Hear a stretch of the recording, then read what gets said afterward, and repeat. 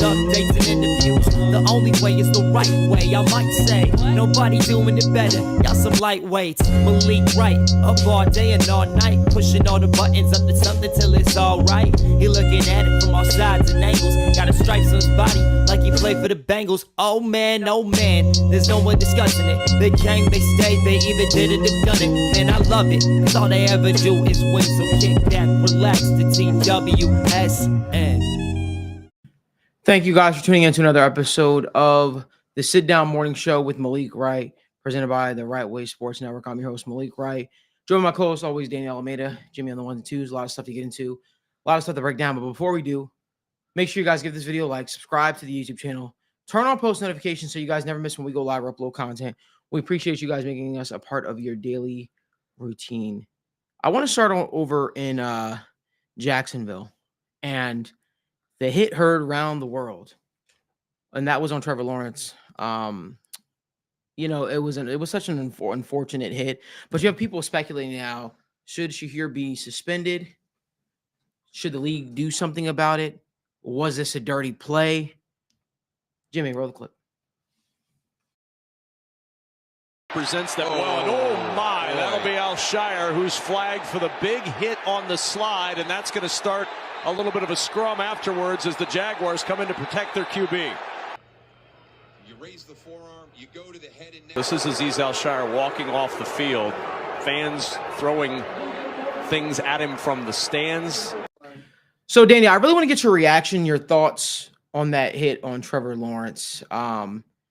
For me, it was something that the league has worked so hard to remove from our game, and it was just unfortunate to see him succumb to that style of hit. I'm not going to go as far as to say Shahir is a dirty player. I don't remember him making these type of plays before, but you've got to have, respect, the common courtesy for your fellow opponent out there. Football player just like you trying to go home. I don't know. I thought the situation was extremely unfortunate. What were your thoughts, Daniel? Yeah, I think that the part of the conversation I want to go to, and it's kind of funny, former Bengals safety George Aoka had a tweet that blew up yesterday, and it got 4 million views, and everybody was talking about it. But his discussion and his thought process, and he made the point, he said, I want you guys to go back and rewatch the video, and I want you guys to pause when Trevor Lawrence declared that he's going to slide, and when Azeez followed through, and when he finally made his decision. And I get the point that he's trying to make. It was a bang play, and it was Trevor Lawrence did slide a little late, but the part that there is no part in our game for is the fact that you followed through to the man's head. And it wasn't like this was just some big hit like across the middle of the field where you're both making a play.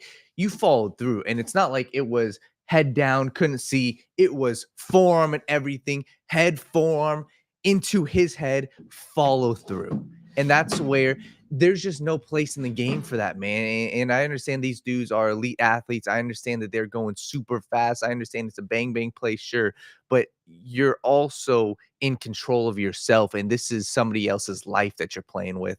And that's where I just really struggle to see how this was a true football play. And that's where I don't think that he's, a terrible person by this, but it was a dirty hit. And that's when I rewatched it multiple times. I can't unsee it not being a dirty hit. And that's, like I said, I just see the follow through. I see many times I went back and watched him. Obviously, he's a big hitter. That's kind of what his name and his mantra was coming out of college.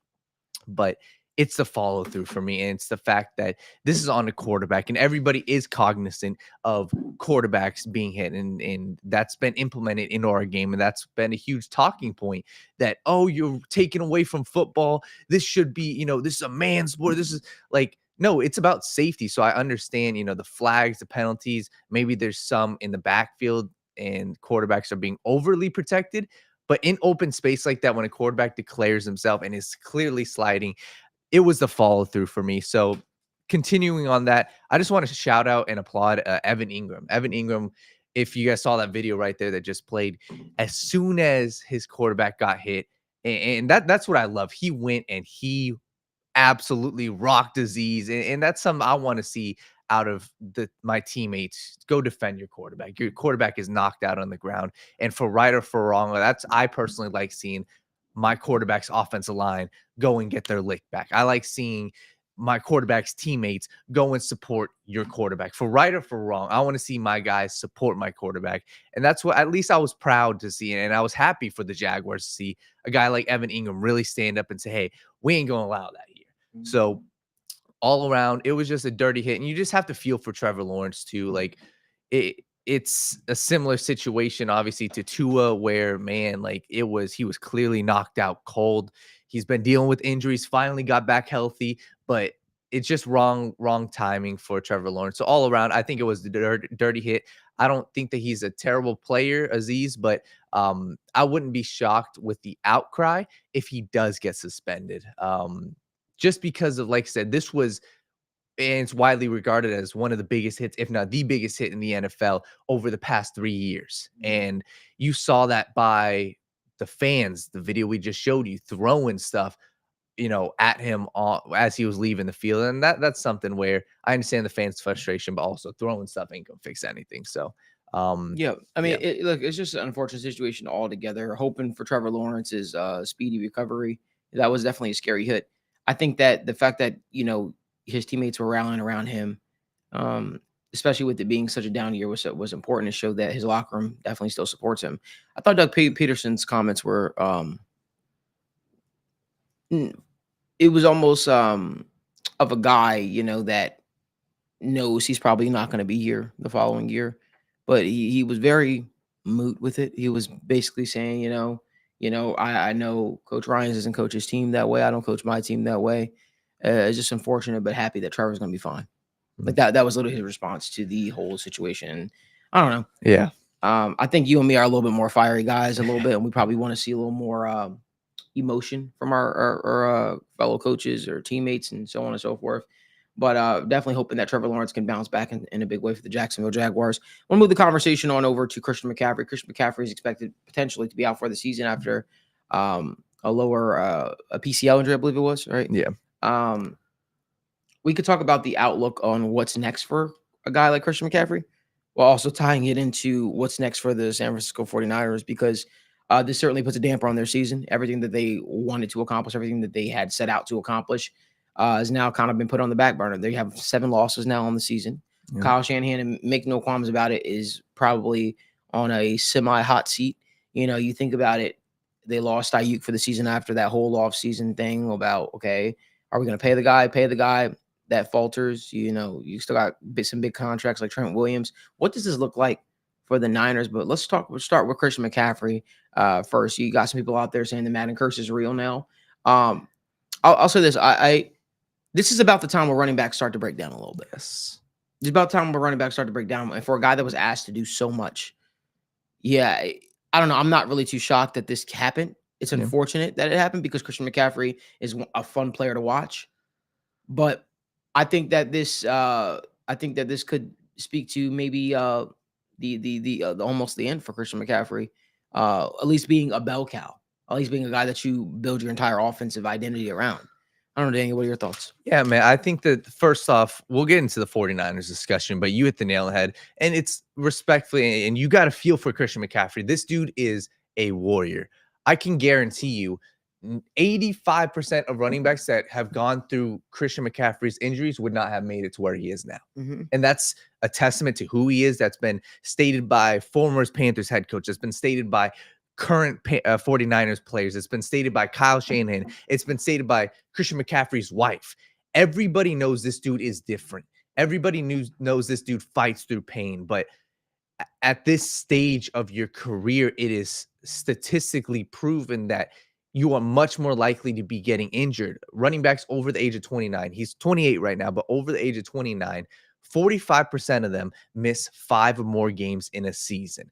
If you look at running backs under the age of 28, that goes down to 20%. So there's a massive jump when running backs hit that threshold of 28 years old, and that's right where Christian McCaffrey is. Also, the dude has dealt with so many injuries in his career, man. I mean, just last year, he dealt with the calf strain at the end of last season, and that kind of boiled into this season when he had, Achilles tendonitis in both legs. And then when you go back and look at his Panthers days, the dude had hamstring strain. He had an ankle sprain that left him on IR. He had, a glute strain that had him on IR for 4 games. He had another ankle sprain. He had just a ton of injuries with his days with the Carolina Panthers.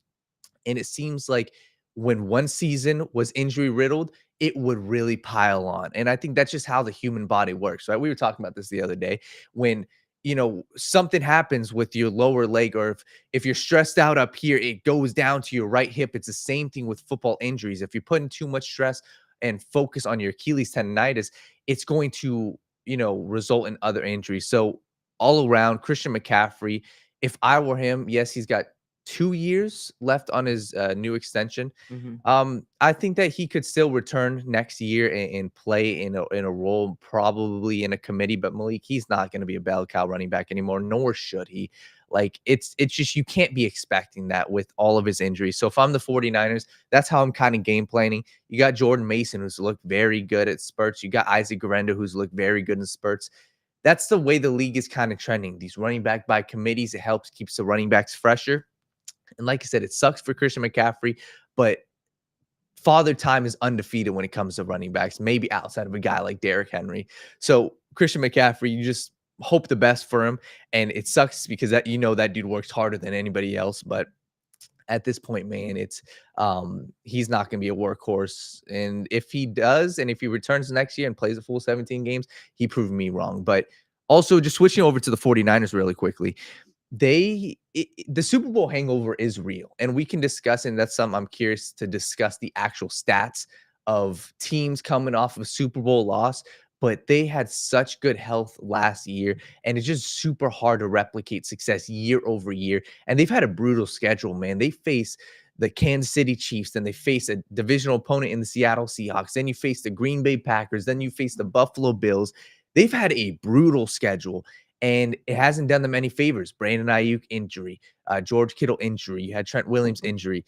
They've just been a team that has been riddled with injury, and it just goes to show that you could have all the pieces in place of certain teams, and they had all the pieces in place heading into this year, but injuries really have killed them, and they just haven't won these close one-score games as well. So you got to feel for 49ers fans, but Malik, I think that heading off of a Super Bowl loss last year, your division got a lot better this year. You lost some close divisional games so far this year. It really was a perfect storm for the 49ers not to do well this year. And like I said, this stretch of games, it's been against very good teams, and the 49ers, they just haven't been very good. So I'm with you. I think Kyle Shanahan should be, I don't think that he should be fired yet, but you've lost games that you should have won, and that does fall back on the head coach and falls back on the quarterback as well. So this game didn't really show me everything I need to know, but it showed me, hey, you just didn't have it. You got dog walked. Obviously, there was a snow game and there was a lot of, outside noise, and it's a different environment. But man, that doesn't mean that you can go and lose by 25, 30 points on national television on a primetime spot. So yeah, it's definitely disappointing to see that the Niners' expectations have their hopes, their dreams have kind of faltered to this. And trying to just basically pick up the pieces somehow. If you guys do us a huge favor, give this video a like, subscribe to the channel, turn on post notifications so you guys never miss when we go live or when we upload content. Also, drop your questions, comments, thoughts in the comment section. We will try our best to get to them at some point. I want to talk about the Baltimore Ravens. The Baltimore Ravens lost yesterday to the Philadelphia Eagles, and their once generational kicker has now sputtered and he's looked very human, right? He hasn't looked like himself. He hasn't put together the season we usually expect from a Justin Tucker. And so it leads to the question, will Justin Tucker ruin the Ravens season? Will it happen? Daniel, what are your thoughts? I think that, and this is what's different, I think that it definitely could. And we'll get to that. I think the cool thing, at least for the Ravens, and John Harbaugh said this, Lamar Jackson said this, they both put their full support behind Justin Tucker. They said, hey, that's the GOAT. I know what that dude can do. And I'm sure, he's a pro's pro. He's going to head into the bye week, and he is going to get it right. That's what you want to see out of your head coach. That's what you want to see out of your quarterback. There is a train of thought that people believe that Justin Tucker should be released. And when you miss 8 kicks in a season, it does call for that. And he's done this before. 2015, he missed 7 field goals. What did he do the next year? He bounced back and made 98% of his kicks. So I think that he is right to be criticized 1000%. You can't miss 8 field goals in a season and not be criticized. But I'm with the Ravens on this one and saying, hey, listen, you have to roll with him this year. What else are you going to do? Are you going to go get a guy off of the waivers? Are you going to get a guy off of free agency? What is that going to do? Are you going to release, quote unquote, the greatest kicker of all time? That's not how it works, in my opinion. And I don't know if bringing in competition helps him right now. So I respect and I appreciate Harbaugh and Lamar putting their full, support behind Justin Tucker. But man, he could ruin their season. I'm not going to lie. You see many times close games come down to field goal kicking. And you see in the playoffs, Justin Tucker has been a huge reason why they've been in the position that they've been in the playoffs. And it hasn't been his fault. So when you combine that with the issues that Lamar Jackson's had in the playoffs, when you combine that with the issues that their offense has had in crunch time in the playoffs against the Kansas City Chiefs, against the Buffalo Bills, against these great teams in the playoffs, that's how they can lose in the playoffs. So I think that we should be discussing this as a major talking point because they rely so heavily on the field goal game. But if I'm looking at the Ravens, maybe it just helps my game plan. He's saying, hey, listen, we might have to go for 2 at certain moments. And that's something that Harbaugh hasn't shied away from. So all around, I think this hurts the Ravens. And I think it could be a huge focal point in their game planning. But you can figure that out and you can go for 2. You can find ways to balance out, missing, an elite field goal kicker. So all around, I think that this Ravens team, it hurts them in the regular season right now because obviously that Eagles game would have been nice to have, but it's not like that was an AFC game. That was an NFC game. You're still in position. Maybe you might not be in position to win, your division anymore because the Pittsburgh Steelers are on an absolute heater, but you got to buy a week. Got at least 5 weeks to figure it out with Justin Tucker. So just kind of in a wait and see approach with Justin Tucker. And like you said, I think if you're the Ravens, you have time to game plan around this. You have time to implement 2-point conversions. And the stats say at times 2-point conversion is better to go for than kicking the field goal. So maybe this is a change of philosophy for the Ravens. Maybe it's not a surefire extra point. Maybe you're going for it on 4th and 1 in the playoffs, but hell, you got to be aggressive in the playoffs, especially with the issues that this Ravens team has had. So it's an issue, but I think that I don't think that this is the biggest issue that the Ravens have. No, definitely not the biggest issue they have, but it's definitely an issue, right? Yeah. I mean, especially when you think about the margin, the point differential margin in the NFL is so slim. It really does come down to a field goal at points and times. And we're not just talking in the regular season. What's going to happen in the playoffs? You're not blowing teams out in the playoffs. You got some of the better teams in the playoffs that you have to deal with. Justin Tucker's going to have to kick a big kick for them at some point. Mm-hmm. He's going to have to. And he's going to have to actually nail the kick if the Ravens, want it to be want to realize their Super Bowl or even deep playoff run hopes. But let's not also, here's one thing I want to say, let's not also point the blame on a kicker. Yep. This is a guy in Lamar Jackson who everybody was crowning as MVP. You expect your MVP player to make MVP-like type plays, to not put yourself in a position where you have to go for a field goal kicker. Because I feel like that's what the narrative is going to be if they were to lose in the playoffs because of a missed kick. It's be, well, Justin Tucker missed a field goal kick for them. Well, what happened throughout the game? I never believe that, even though a game does sometimes come down to one play, right, that we're watching, there are things that happen throughout the game that led to that. And I don't think that Justin Tucker missing a field goal is something that we're going to look back at and we're going to say that's the reason why they lost, in the playoffs. At some point in time, your superstar MVP like quarterback is going to have to make a play.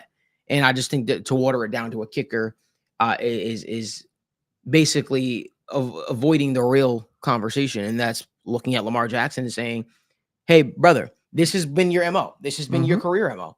You do big things in the regular season. I'm sorry, you do big things in September and October. Now we're getting to December, where your team is going to need you to do what you did in the beginning of the season. We're going to need you to step up in such a big way. We're going to need you to be that superstar that we know you could be. Can he do it? Can Todd Monken get Lamar Jackson playing to that type of level this deep into the season? This has always been Lamar Jackson's calling card. Let me just say that again, everybody. Lamar Jackson wins more MVPs for himself in September, October, and November than he actually does in December. Mhm.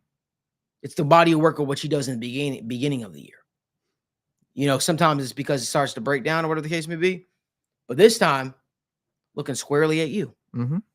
This time, want to see if you can finally break through for your team, because guess what? The eyes of the world are on you. See, that's the thing about doing the show. I'm not going to forget the conversations that were had in the beginning of the season. Luckily, you guys can't forget what I say either, because it's documented video-wise. But this is stuff that breaks down all the way back in September. And now we need you to be who we need you to be in December. And can he do it? I go with this old saying, Daniel, Jimmy, everyone watching. The best predictor of future behavior is past behavior. This does not shock me, which is why I always say to everybody, don't crown him in September. Don't crown him in October. Don't crown him in November. When we get into the thick of things, where you need to make crucial game-winning plays, you need to win crucial games. You got to look at the Browns game. Yep. Right? You got to look at it. You got to look at this game. This is a huge game. I understand you're going against the number one defense in football, but if you are who they say you are, well, you do big things. Mm-hmm. He did have one really, really impressive throw where he was able to break out a sack yesterday, and I thought that was very, very impressive by him. But you need more of that. Yeah. It can't just be one moment. When you get this deep into a season, it needs to happen consistently. That's why you're getting paid the big bucks, because they are expecting you to make big plays when they need it. Mm-hmm. I don't know. For me, this might sound like I'm being a Ravens hater. I promise you I'm not. I don't believe Lamar Jackson and the Baltimore Ravens have that in their DNA when it gets to this point. I think they're a very good regular season. Just like I think the Pittsburgh Steelers are a very good regular season team. But is it in your DNA to make a big play when we need you to? Don't believe so. Let us know down in the comment section what you guys think. Are you guys believer in the Baltimore Ravens? Forget Justin Tucker for a second. Are you believer in Baltimore Ravens and their ability to break through? Give this video a like, subscribe to the channel, and turn on post notifications. Let's move on over to let's move it on over to the Buffalo Bills. The Buffalo Bills have clinched the AFC East this year. You know, let's talk about that. The Buffalo Bills have clinched the AFC East this year. I think I expected the Bills to do this year. A lot of people are expecting the Jets to take the next leap. But my thoughts are this Bills team feels a little bit different. Yeah. Now, can they beat again? It goes back to the MO. Can they beat the Chiefs when it matters? Will they be able to beat that Chiefs team in the playoffs when it matters? If I'm going off of my old guard, what I said, it doesn't look too positive for them. All right? Yeah. It doesn't look too positive for them. But it does bring the question, with Josh Allen playing the way he's playing, with this Bills team playing on fire, what they just did last night, do you think that they could be unstoppable in this playoffs, Daniel? What are your thoughts? Unstoppable, I'm going to say no, to be honest. And my thoughts on the Bills, once again, I don't want to sound like I'm down on this team. What they're doing is extremely impressive. This goes to, and I think it's very simple. Applaud their defense, right? Greg Rousseau and the defensive line has really turned a new leaf this year. They've been very good, even in spurts, mainly this entire season without Von Miller. They've done it with a makeshift wide receiver room, right? You go look at the receivers who played yesterday. Amari Cooper was fine, but the rest of these dudes, like Khalil Shakir is not a star. Curtis Samuel is not a star. Mac Hollins is not a star. This is a team that is just scrapping ways on offense to be good. And that's why a lot of the credit does go to Joe Brady and Josh Allen. Josh Allen is a superb playmaker. And that's what a lot of this offense comes down to, is his playmaking, is his out of the structure, plays. And obviously everybody saw that big play that happened yesterday, the Amari Cooper little pitch back. That's the one that everybody's going to remember. But there's a lot of plays that this dude makes outside of the pocket, just on third down, being able to use his legs on 3rd and 1, on 4th and 1. It is a weapon that the Buffalo Bills have used to their advantage this season. And that's part of the reason why they're having such success. And I think that that's the reason why they should be in that top 2 tier of the AFC right now. When we talk about unstoppable, though, I just go back to that Baltimore Ravens game earlier this year where they lost 35-10. And that's a game I feel like nobody talks about anymore. It was early in the season.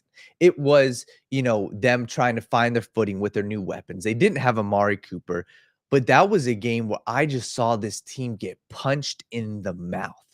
And I really struggle to get some of those images out of my head when it comes to the Buffalo Bills. I don't think that they would get dog walked in the playoffs, but this is a team where it is proven that you can run on this team. It is a team that it is proven if you take control of the game early and you force this Buffalo Bills team to play from behind, it can be a serious struggle for them.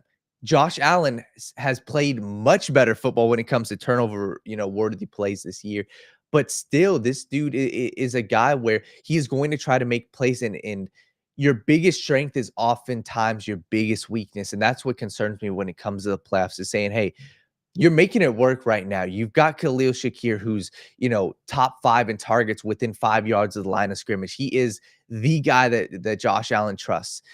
You got Dawson Knox, you got Dalton Kincaid, 2 very consistent tight ends, those 2 very good weapons. I love, when they roll out in 12 personnel.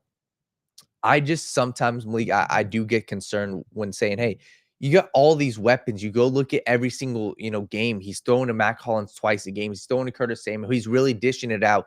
When it comes to the playoffs, we both know this. It is a different feel to it. It is, hey, you're not going to rotate 6 different receivers, and you got to go to the guys you trust. And that's why I think my mind goes to saying, hey, I just don't know. It really is going to come down to him making turnovers in the playoffs and being able to limit those, because I believe in Josh Allen. I believe on him in 3rd down, on 4th down.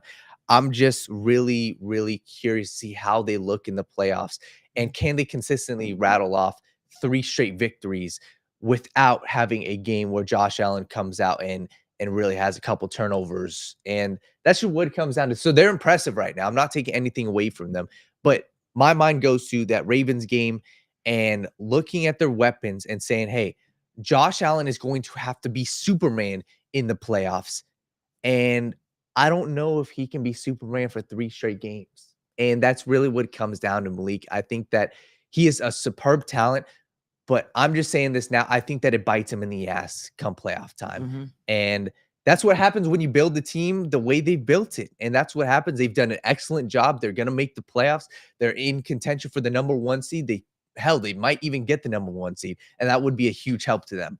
But their offense, it really is reliant on his Superman plays. Mm-hmm. And you just hope that doesn't bite him in the ass. Right. And, I saw somebody says they went far because they got rid of Stephon Diggs. And that could be true. It could be the pressure of having a Stephon Diggs and feeling the need to force feed him the ball might have contributed to the Bills' lack of playoff success, or actually, I would say lack their breaking through.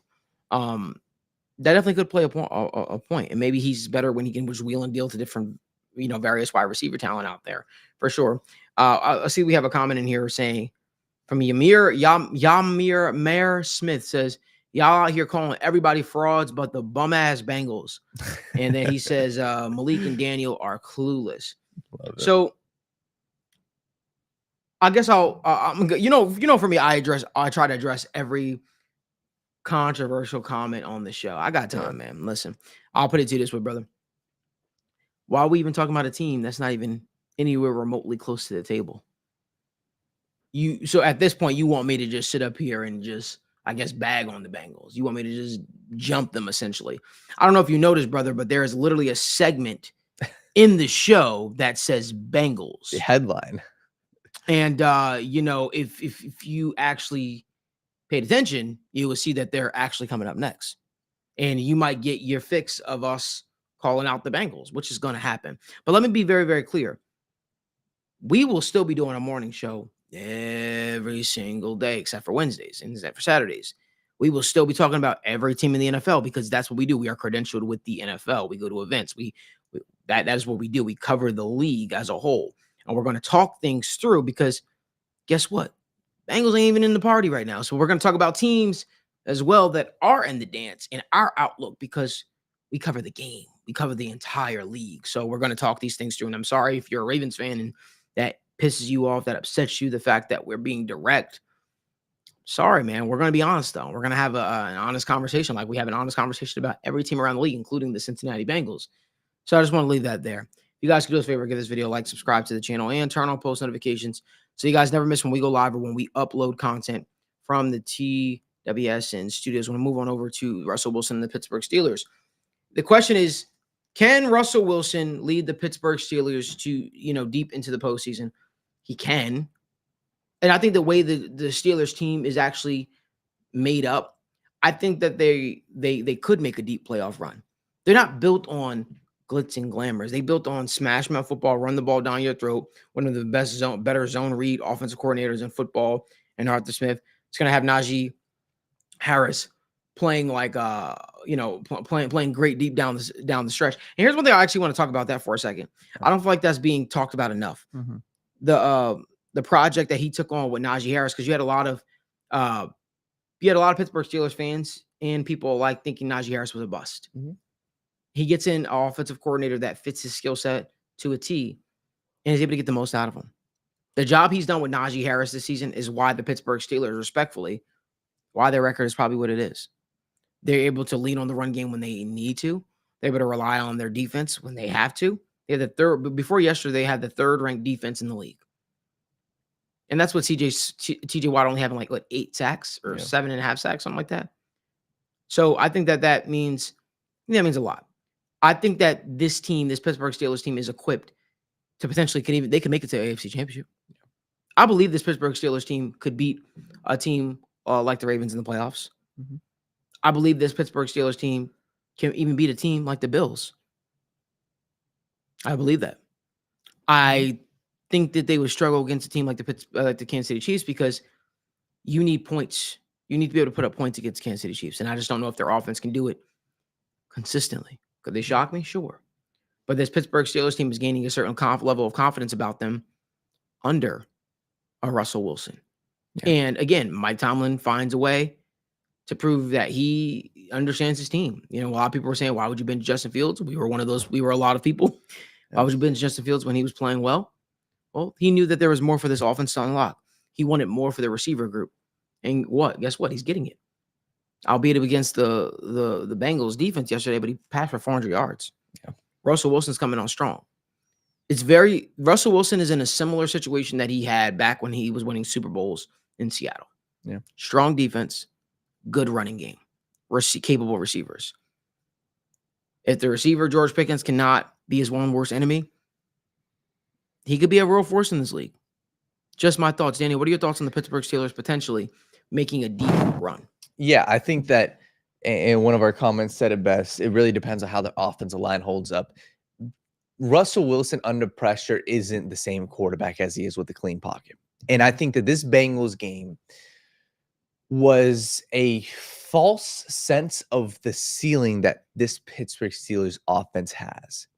I think that the 440 yards obviously is not sustainable. I'm not saying everybody knows that, but the true, depth of this passing game was really, it was just heightened by the amount of checkdowns they were able to throw. This Bengals defense and the way that they played Russell Wilson is more indicative on the Bengals than it is on the Pittsburgh Steelers. The Pittsburgh Steelers and Russell Wilson throughout this year, they have not been an elite passing team. They have only had one game, Malik, with Russell Wilson where they had a receiver who had more than 5 receptions.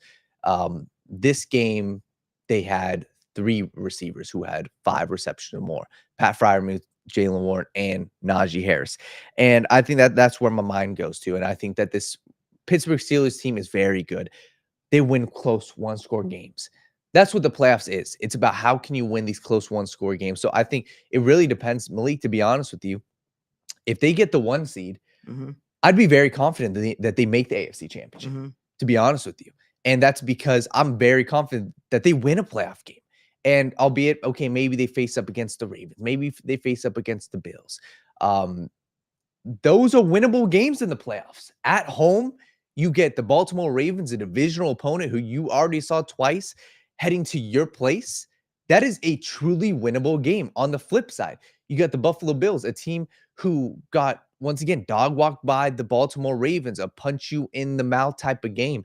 Heading to your place, you can win that game against the Kansas City Chiefs, an offense that has seriously lacked juice at times. Heading to your place, those are winnable games. So if you're the Pittsburgh Steelers, God damn it, go get that 1 seed. Because if you get that 1 seed, you play one game, and then you're in the AFC Championship, and it's anybody's game. So am I confident that this team makes the Super Bowl? No.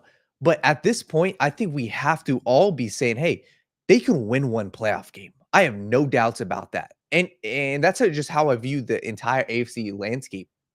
Right now, as it stands, if they were to get the 1 seed, that should be a 3-point game against anybody they face in the playoffs. The Pittsburgh Steelers should not be underdogs by more than 3 points. That is a 3-point game in the playoffs against any of those teams. The Buffalo Bills, the Baltimore Ravens, the Kansas City Chiefs. I struggle to see any team blowing the Pittsburgh Steelers out in the playoffs because of their play style.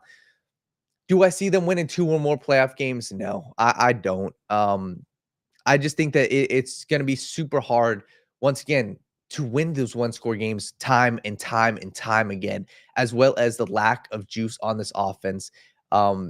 They played very good this past week, but once again, they took what the defense gave them. In the playoffs, offenses get shrunk, defenses heighten up. That's what we see. There's a reason why you see these game totals going from 47.5 to 43.5 in the playoffs, because there's a different field, there's a different environment, there's lower scoring games, there's more, you're playing 2-minute drill more. There's a lot more, emotions heightened in the playoffs. So I think that plays to their strength. If they go and get the 1 seed, I'm probably going to go regardless. I'm going to bet on them to win that first playoff game at home, but I don't see them making the Super Bowl. But this team's impressed me. I think the one thing you have to realize, though, Daniel, like, respectfully, because I think you're kind of like going back and forth a little bit. I think the one thing it takes for a team to go far in the playoffs is being disciplined. Yeah. And keeping the simple things simple. And I think that's what the Pittsburgh Steelers do better than most teams that are in the playoff race. Yeah. That are in the playoffs. I think that's what's going to help separate them. Yeah. I think they have this way about them about slowing down the game, making you play their style of football, making it being close and competitive, because that isn't it funny, the Pittsburgh Steelers way and how they play throughout the regular season is what it genuinely comes down to probably in the playoffs. Yeah. It comes down to a team that's being able to slow it down, make it work for their quarterback, and force you to beat them in tight games. That's what it is. That's what they do.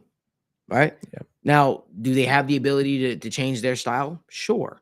Any team has the ability to change their style, but the Pittsburgh Steelers' most efficient way is by running that ball, keeping, controlling time of possession, checking it down to their tight ends, checking it down to their receivers, having those guys make a little bit of plays if they can.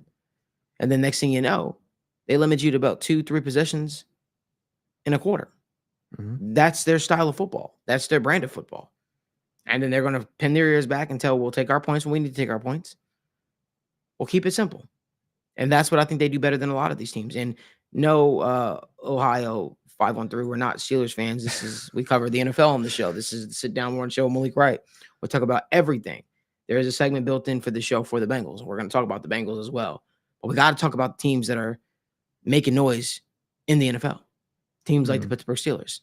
What do you say? Well, what do you guys say in the comment section? Do you guys think that the Pittsburgh Steelers make a little bit of run for it? Let us know. Real quick, their schedule also, that's another thing, is brutal right now. Let me just read off these games. The Cleveland Browns, then they got the Eagles, Ravens, and Chiefs back to back to back. Malik, those 3 games are in a 10-day span. They play the Eagles on Sunday Night Football. They play the Ravens on a Saturday. Then they play the Chiefs on a Wednesday on Christmas. Then they face the Bengals week 18.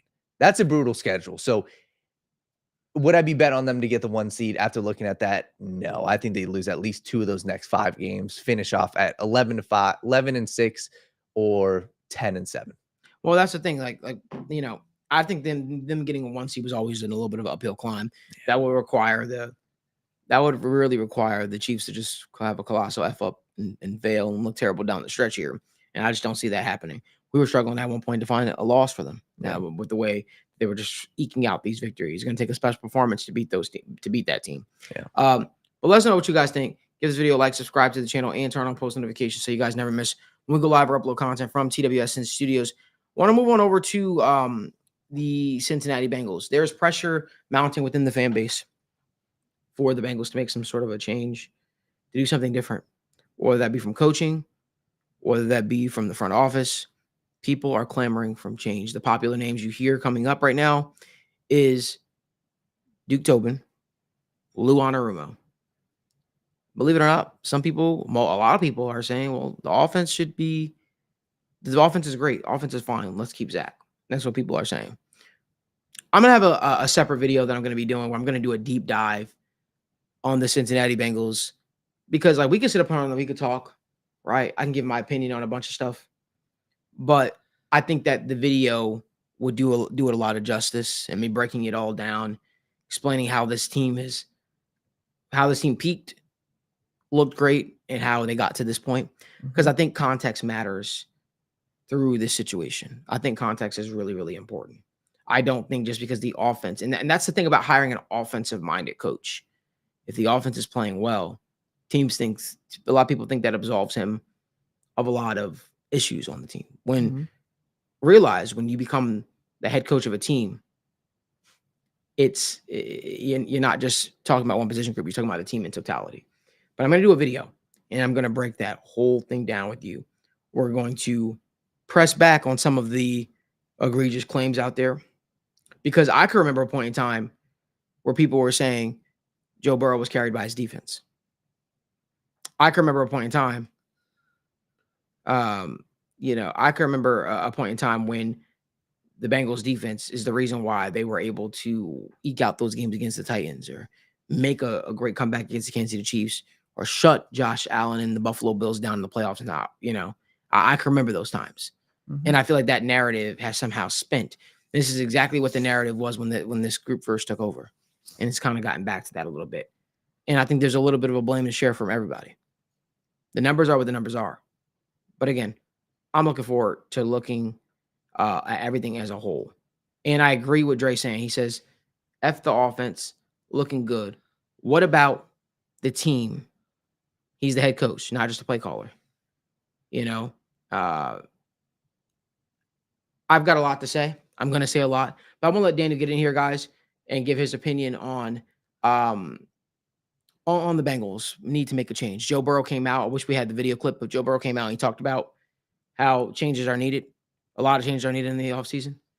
And how these next few weeks are critical down the stretch to figure out who's going to be a part of the team moving forward. But Daniel, the floor is yours. Yeah, I think that this Bengals team, and I'm curious to hear what you guys have to say in the comments. If you guys drop down any comments, we'll get to them. This season is going to be and should be a defining point in this team. And I think that for however this season shakes out, you are going to look and say, hey, everybody has blame. And I think that's where it really starts off, right? When you look at the offense, and this is something we talked about in the post-game show yesterday, the offense, albeit has been playing excellent, has been putting up points, they do still have to be criticized. We have to criticize both sides of the ball. And where my mind goes to with that is really when you look at roster construction, this team could be constructed better. You could have helped more on defense, right? You could have retained Jesse Bates. You could have retained DJ Reader. You could have drafted better than Miles Murphy, or you could have developed Miles Murphy better. You could have developed Dax Hill better. Those are all could have, would have, should haves. And that is a front office thing, right? That is changing your stripes and going about free agency different. You failed in free agency this year. That's what it was. You failed to address the safety position. Last year was Nick Scott, failed. This year was Geno Stone, failed. Sheldon Rankins has an illness right now, but he has not been a good piece. And you're paying him, what, $10 million? That's been a failure so far this year. You look at the cornerback room. You truly failed to address that in free agency. Those are all front office failures. With all that being said, Malik. Wait, can I address something? Yeah, of course. Yeah. The Ohio 513. We're going to sit up here and we're going to have an honest conversation because you have a lot of egregious takes. if we're going to sit up here and have an honest conversation, we have to talk about everything in totality. Jesse Bates meant so much to this Bengals defense. From a communication standpoint, from a talent standpoint, he's one of the best safeties in football. Arguably, you could say he is the best safety in football. He was a drafted talent by this Bengals front office and a hit that they don't often get too often. Mm-hmm. And he turned into being a superstar. And the defensive coordinator came out and said, we need to do everything in our power to keep Jesse Bates. That is like, for essentially, for Lou's defense, that's like them losing a Jamar Chase or a T. Higgins. Imagine us losing them, and then you say, oh, we still on that Jamar Chase shit, or we're still on that T. Higgins shit. It don't make no goddamn sense. It's not about that. You have to talk about the whole conversation in totality. And see, that's what scapegoating looks like. Everything is so short-sighted. How do we get here? That's why it's not going to just take this live video. It's going to take me doing a video, breaking it all down, because so many people are so short-sighted and look at the here and now, and they don't look at what has transpired over 2 seasons that's led that, with little to actually help the defense to change, to rectify those missing pieces. You're saying he's gone. It's time to move on.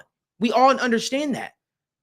But you're just looking for someone to blame. You're just looking, saying fire somebody or change this or change that. You're not providing actual solutions. And I get it. Not everybody can analyze the game. But the simple fact of the matter is, there is a reason that has led them to this point. No one's cheering for another team either. I know what I'll just do. I'll just block him from commenting in the group chat. How about that? That's what we'll do. Because if you're not here to have an honest conversation and a genuine conversation, then I can't talk ball with you. But there are fundamental issues that has led to this team not being able to get where they want to go. Daniel, finish. No, you're good. And that's where I think that these coaches have been handicapped in that sense. And that's why I look at it saying, okay, those are certain things that we can look at and we can pinpoint, right? We can pinpoint the drafting that these other elite teams are hitting on that the Cincinnati Bengals aren't hitting on. So those are problems that have happened. The solution to that is, first off, we talked about this, extending your scouting team. So it's not just 5 scouts. So you're not having one scout cover 30 teams on the West Coast, 20 teams on the West Coast. It is retaining talent in free agency. But with all that shit happening, Malik, with all of the mismanagement of talent, when you look at the Jermaine Burtons, of the world, when you look at these younger guys not playing earlier, the DJ Turners, the Miles Murphy, when you look at those guys not playing early enough, because that's another fundamental flaw I truly have, an issue I have with this team, is these other teams are able to develop talent better because they play their betters. And it's just right now, the Bengals aren't a great team at developing their young talent. They're not.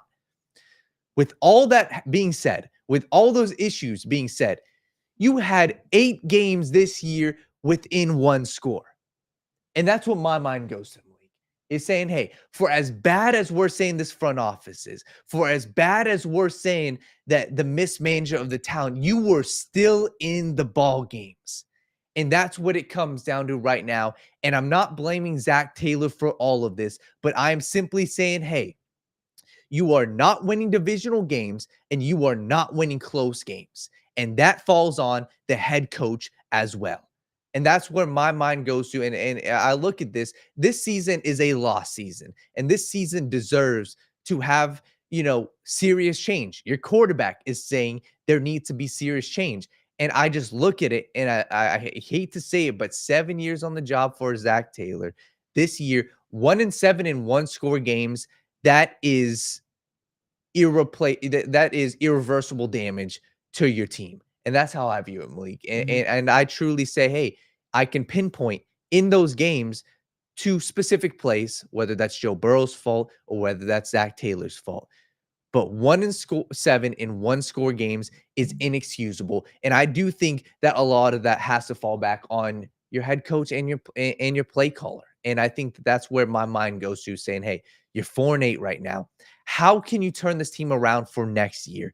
And I look at this and I say you have to address needs in free agency, but it really comes down to, and I think that this team is too far gone for Zach Taylor to be a head coach of the Bengals. And I'm not saying this is all his fault, but as a fan of this team, we can look at it and we can say, hey, how does this team make the Super Bowl next year? Because that's what we're talking about. We're talking about a Super Bowl with Jamar Chase and Joe Burrow. How do they make a Super Bowl and bounce back with Zach Taylor as their head coach next year? And I think that they just need a new voice. Mm-hmm. And with that being said, and it sucks to say, but I think that they need a new voice at the head coach position. And that's for right or for wrong, but this is a team. It's not their one issue, but that's something that we talked about other head coaches, whether it's a Bill Belichick, whether it's a Mike Vrabel. You need somebody who can go in there and win one-score games. And that's been a flaw with Zach Taylor. They've been teetering. They were 5-4. They were in the Super Bowl year, I believe they were 6-3. They've been fine, but they haven't been exceptional. And at this point, with Joe Burrow, with Jamar Chase, with this team you have to be exceptional. And Zach Taylor hasn't been that. And that's just where my mind goes to with this situation, is saying, hey, you're going to have big questions from a front office with T. Higgins, with Trey Hendrickson, and those are serious pivotal points for this franchise. But at the end of the day, for as bad as we can say that this roster is, there are teams that are winning football games. Mm-hmm. And Cincinnati Bengals aren't. So that's where my problems versus solutions, I think we have to address T. Higgins and Trey Hendrickson. But the solution really is see how this team finishes out. But I think that at 4-8, that's where my mind goes to. I hate to make it this cut and dry, but I think that it's time to get a new coach in there because I just don't think that this team can rebound with Zach Taylor as head coach. Wow. So Daniel said a lot there. I'm going to save a lot for what I would need to say during my video that I'm going to do. Is going to be a deep dive into the front office, into coaching, into just a lot of situations. And I hope that you guys all tune into that. I'm going to try to actually have that done and out by tonight. I'm going to try to do that. And so Dan, it's going to be a long day for y'all. Just one thing I will say to the fan base really quickly. Someone said, Malik, earlier, we need one of the Malik pep talks, what to hang on to during this Bengals era. I'll say this. You have, in my opinion, the best quarterback in the National Football League in Joe Burrow. And you have the best wide receiver in the National Football League in Jamar Chase. Those are your two building blocks. Right now, Trey Hendrickson, one of the best pass rushers in the league. One of them. I didn't say the, but one of them. You have building blocks. You have things to be hopeful about. If one thing I'll say is, if the Bengals are serious about winning a championship, things need to change structurally. And it's only things that, I'm being honest with you, it's only things that people who are fans of this team, who cover this team, actually can understand. From the outside eye, people are just saying, oh, just fire Zach Taylor or fire this or fire that. They actually don't know the intricacies of how the Bengals organization work. It's easy to say, hey, tag and trade T. Higgins. It's easy to say, hey, do this and do that. But without understanding how this team actually operates, for a lot of us that have either grew up in Cincinnati, covered this team for a long time, been fans of this team for life, you know the ceiling that this front office operates in. Which is why it's deeper. It's deeper than just one season. It's deeper than one defining moment. For me, consider this video that's coming out today a Pusha T moment. I'm peeling it back layer by layer. Or a Kendrick moment. This knife gonna cut deep. Some of the stuff that I gotta say. I'm gonna present the facts of what led them to this, of how complacency set in and why they are where they are and how they chose offense over defense. We're going to dive deep into it. But for the Bengals fans out there that are searching for hope, the one thing I will tell you is you still have Joe Burrow as your quarterback. You have not lost him yet. But I promise you when I say this, this is the most pivotal offseason of the Joe Burrow era. This one right here. Because what you do tells him that you're either fully committed or you're not. That's my thoughts. Make sure y'all tune back in here tonight for that, because I'll make sure that this conversation doesn't fall on deaf ears. I'll be sending them out too. I'll be doing my best to promote this video as well.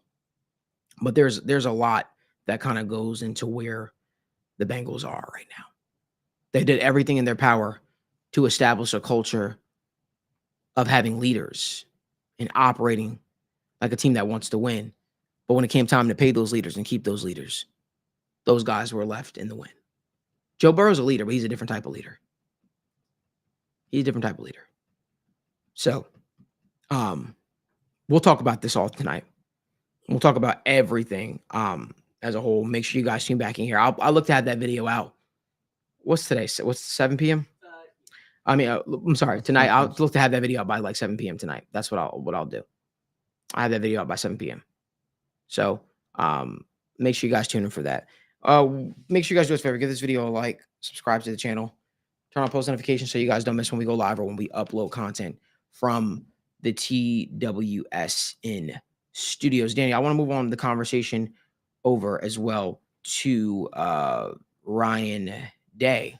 A lot of Ohio State fans are calling for Ryan Day's head. And let me ask you a question. For a coach that has won a lot in the state of Ohio for the shoe, you got to ask yourself, man, is it right for people calling for Ryan Day's job after another loss to Michigan? Do you think one game should define a coach's career or a coach's ability to do a job? That's the real question. What are your thoughts, Daniel? I think that Ryan Day should be on the hot seat 1,000%. He needs to be. And I struggle to see how Ryan Day makes it back next year, or should make it back next year, unless if they make the national championship. And that's where making it gives me a real case for that. Even if they lose in the national championship, you got there. You were in the top 2 teams of the college football. That's where, for me, and that's the hard part about Ohio State fans' emotions right now. There is no world where they were going to fire Ryan Day after that game immediately. Because what do? Right? You fire Ryan Day, and heading into, the biggest stretch of your season, you're just going to give up on that team and bring in a new guy and say, hey, we're going to promote our offense coordinator. We're going to promote our wide receivers coach. Like, that's not how it works in college football, nor that's how it should. So 1,000%, he should be on the hot seat. I think that losing 4 times in a row in Michigan, I do think that, especially with how much that rivalry means, I think that it matters, Malik. And I think that it matters that it was without Jim Harbaugh. It matters that it was with the first-year head coach. And he beat them twice. He beat them last year. And I think that that's, a serious problem with this Ohio State team. And you go look at, they just failed to do it in the big games, right? You go look at last year, albeit I think that they did sit some players, in that bowl game. They lost their bowl game 14-3 last year. And I just struggle to see how, a guy like Ryan Day makes it out. They had a nice win last year against Notre Dame, but it's the same thing. You go look at what happened 2 years ago. The same exact thing. They lost to Michigan. They went and they lost to Georgia. They're losing these games to great teams. They're close games, but they're losing these close games. And then you look at earlier this season, Ohio State, I think either they lost a game or they were really close to losing one of those games earlier this season. And it's just these close, extremely close games against these great teams that Ryan Day has struggled. So I think that he should be on the hot seat. And anything less than a national championship appearance, he should be out. And I think that's just where the state of the fan base, you have to listen to your fans. And first off, everybody's calling for Ryan Day's job after the Michigan game. That was inexcusable, right? 21-point favorites. You lose a game at home against your rival. 4 straight times you've lost to them. That matters. But my mind goes to, hey, I think that he's still a damn good head coach. And he still has some sort of leash because your season's still in front of you. Your season's not lost. If you win the national championship, I'm sorry. As if you're an Ohio State fan, you got to look at your season as a success. If you win the national championship, you win it all. Yes, you didn't beat that team up north, but goddamn it, you were the best team in college football. So I'm still going to give Ryan Day some time to prove it, right? You're still top 3 team. You're still right in the thick of it.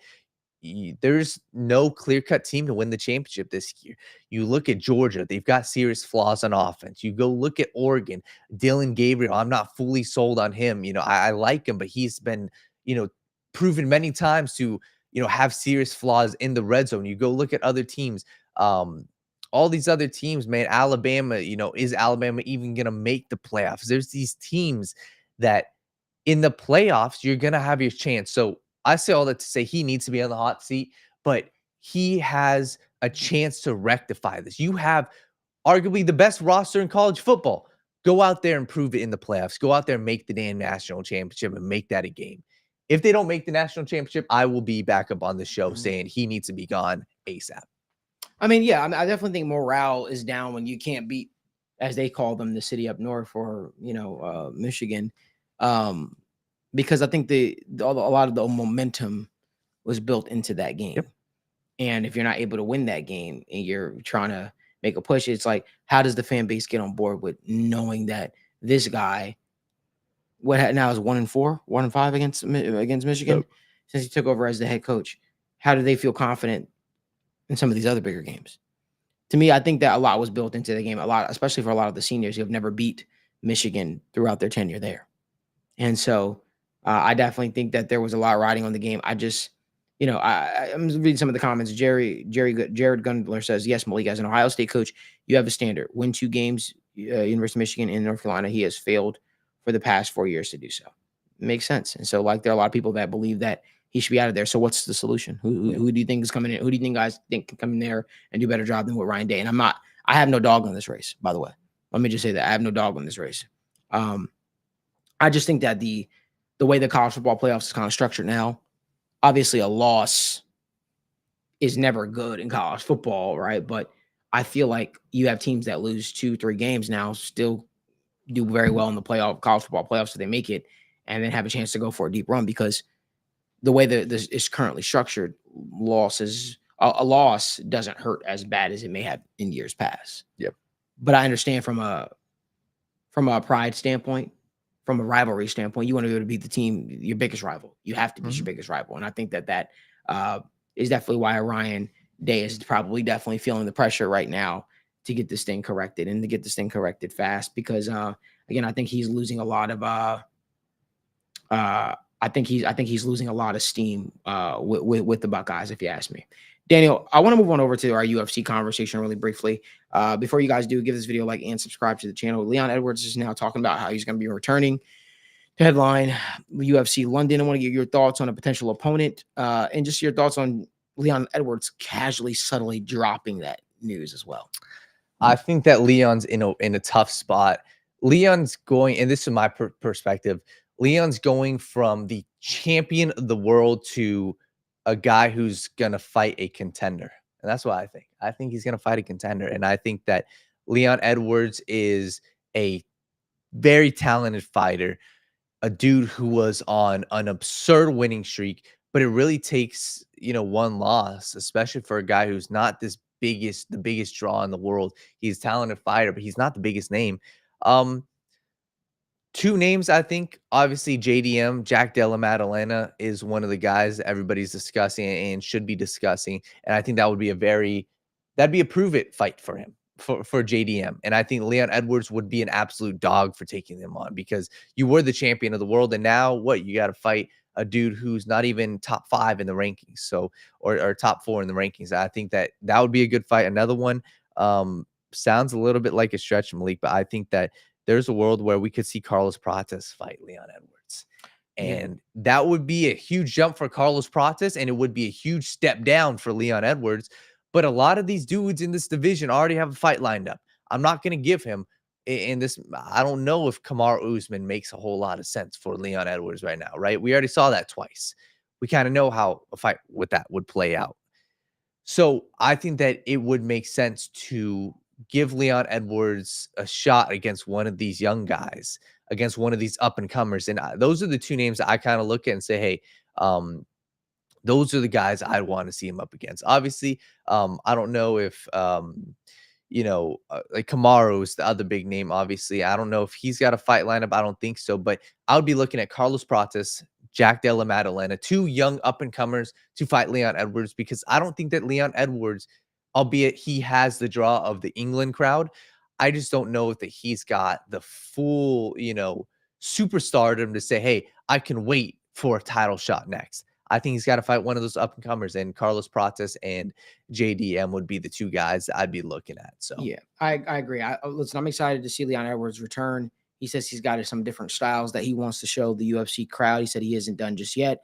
Excited to see what happens.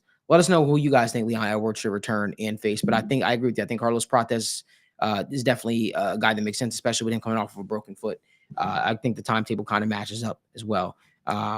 So I personally want to see Leon Edwards take on Carlos Prates. I think that's a fight that makes a lot of sense. But there's also a lot of fear involved in that fight, to be honest with you.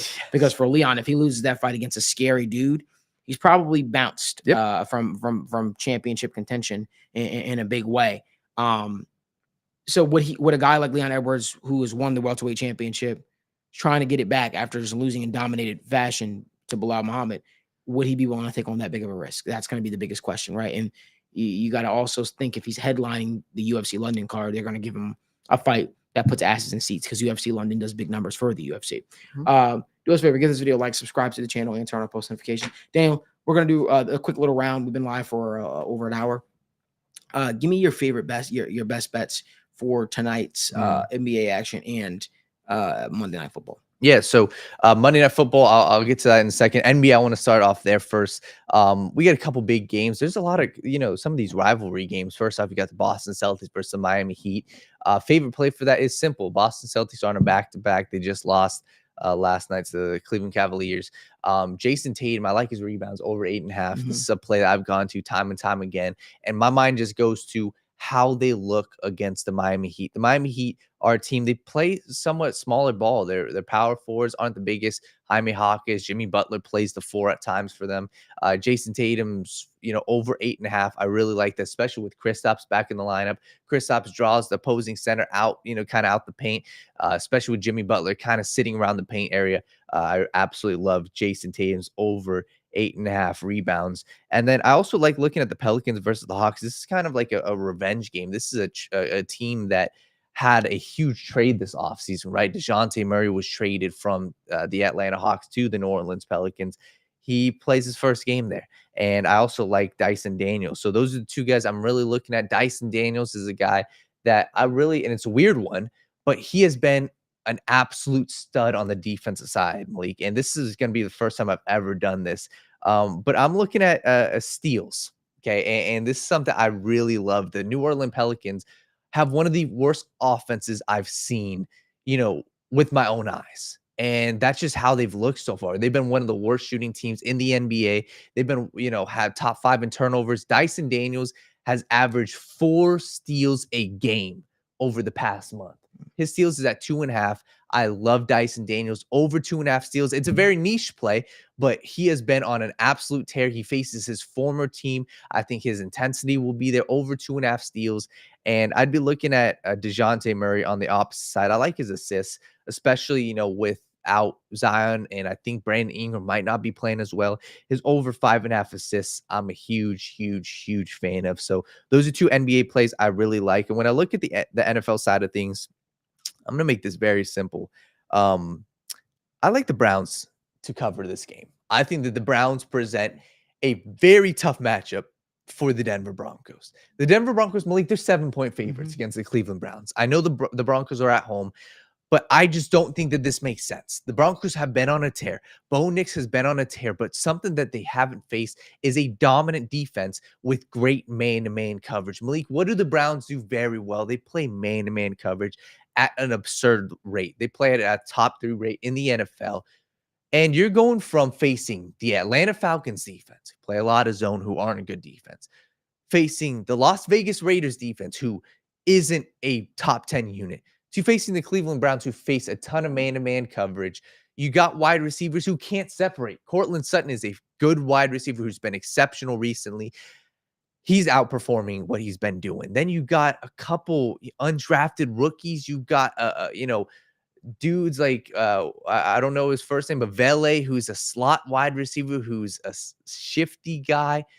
Give me the Cleveland Browns to cover 7 points, and I would even sprinkle on them to win this game plus 230. I think the Cleveland Browns for sure keep this within 1 score, but that's my play of the game. And if you want our full player props, go to the Patreon down below. I'm really just hammering that. This is a matchup I've been eyeing all week. I've been waiting for this. And like I said, plus 6.5 for the Browns. They're keeping this within 1 score. I love the Browns plus 7.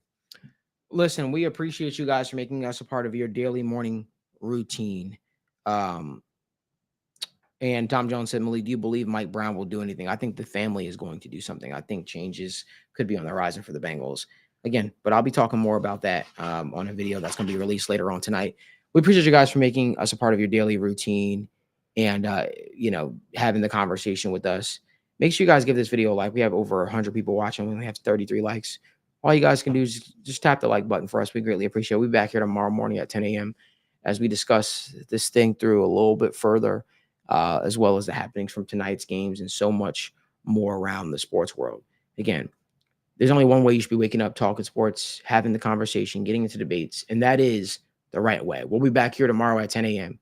We'll see you guys. Enjoy Monday Night Football tonight.